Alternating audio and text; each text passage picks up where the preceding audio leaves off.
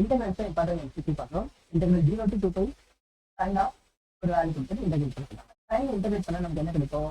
Minus காசுன்னு கிடைக்கும். அந்த உள்ள இருக்கிற வேல்யூ அப்படியே இருக்கட்டும்.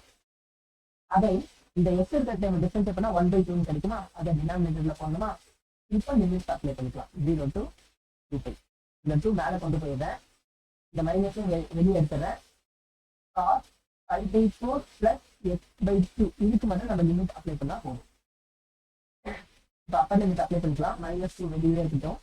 காஸ் 5/4 பிளஸ் 2π/2 அதை மைனஸ் லோயர் லிமிட் அப்ளை பண்ணலாம். காஸ் 5/4 காஸ் 5/4 இந்த 2/2 இது கேன்சல் ஆச்சுன்னா பையன் கிடைக்கும். காஸ் 180 பிளஸ் தீட்டா தேர்ட் குவாட்ரண்ட்ல இருக்கும். தேர்ட் குவாட்ரண்ட்ல tan மட்டும் தான் காசு.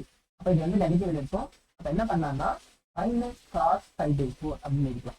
அப்போ ஒரு மைனஸ் காஸ் 5/4 பாருங்க. இங்க ஒரு மைனஸ் காஸ் 5/4, இங்க ஒரு மைனஸ் காஸ் 5/4. ரெண்டுத்தையும் அப்பனா 2 டைம்ஸ் வரும், நெகட்டிவ்ல வரும். ஏற்கனவே ஒரு நெகட்டிவ் இருக்கு.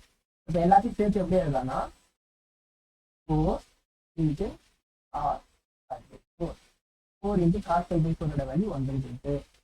4 எப்படி எழுதலாம்னா 2 into 2 எழுதிக்கலாம். அதே 2 √2 into √2 எழுதிக்கலாம். into 1/2. இந்த √2 இந்த √2 கேன்சல் ஆகிட்டு நமக்கு 2 √2 கிடைக்கும். தேங்க்யூ.